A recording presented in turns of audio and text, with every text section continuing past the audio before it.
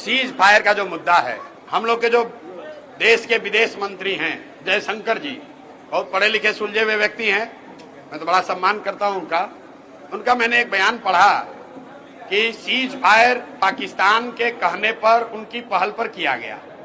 तो मैं ये सोच रहा हूं कि भाई अगर पाकिस्तान सीज फायर चाहता था, इसका मतलब है कि सेना वाले ठीक कह रहे हैं, हम लोग पाकिस्तान को हरा रहे थे, तभी तो पाकिस्तान डर के मारे सीज फायर करना चाह रहा था।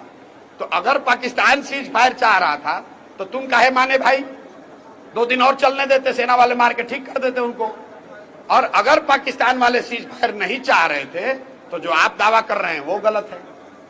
तो देश के विदेश मंत्री ने कहा है कि भाई सीज फायर हम लोगों ने नहीं किया, पाकिस्तान के पहल पर किया गया। हालांकि ट्रंप महोदय अलग डफली बजा रहे हैं कि हमने किया, हमको नोबेल प्राइज मिलना चाहिए, हमने शांति कराया, हमने धमकाया। लेकिन एक बार को हम ट्रंप की बात क्यों माने? हम तो भैया अपने विदेश मंत्री की बात मानेंगे। हमारे विदेश मंत्री ने, देश के विदेश मंत्री ने कहा कि सीज फायर पाकिस्तान की पहल पर किया गया। तो पाकिस्तान ने पहल क्यों की?